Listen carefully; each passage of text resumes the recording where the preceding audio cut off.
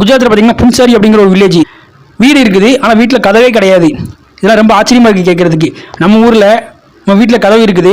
நம்ம எங்கேயாச்சும் வெளியே கிளம்புறோம்னா வந்து வெளியே கிளம்பிட்டு டோரை வந்து பூட்டிட்டு டபுள் செக் பண்ணிட்டு போவோம். ஏன்னா நம்ம ஊரில் வந்து திருடர்கள் அதிகமாக இருக்குங்க.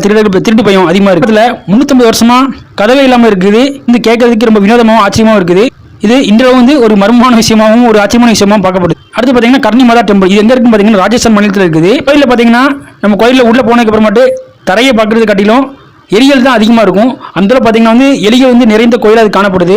ஏன்னா இருக்கிற அம்மன் பார்த்தீங்கன்னா கர்ணி மாதா. ஸோ கர்ணி மாதாவே வந்து எலிகள் வடிவத்தில் வந்து இந்த கோயிலில் இருக்கிறத வந்து கருதப்படுது. கோயிலுக்குள்ள என்ட்ராகும் போது பார்த்தீங்கன்னா நம்ம உடம்புல கையில் காலெல்லாம் பார்த்தீங்கன்னா எலிகள் பெருச்சாலிகள் ஏறி அப்படியே விளையாண்டு புகுந்து போகும். நம்ம அதையும் தாண்டி தான் போகணும். எலிகளை மிச்சம் வந்து டேமேஜ் பண்ணிட்டோம்னா வெள்ளி மற்றும் தங்கத்திலான சின்ன சின்ன சிலையை வச்சிருக்காங்க. ஸோ நம்ம அதை வாங்கி என்ன பண்ணணும்னா வந்து மிதிச்ச எலிக்கு வந்து நம்ம வந்து பதிலாக வந்து சப்மிட் பண்ணணும். ஏன்னா இது வந்து ஒரு பிராய்ச்சித்த மாதிரி. சப்போஸ் நம்ம வந்து அதை சப்மிட் பண்ணாமல் விட்டோம்னா நமக்கு வந்து நிறைய பிரச்சனைகள் பிற்காலத்தில் வரும் அப்படிங்கிற மாதிரி சொல்லப்படுது. அந்த ஊர் ஐதீகமாக வந்து கருதப்படுது. இதுவும் இன்றைய வந்து ஒரு ஆச்சரியமான விஷயமும் இந்தியாவில் பார்க்க.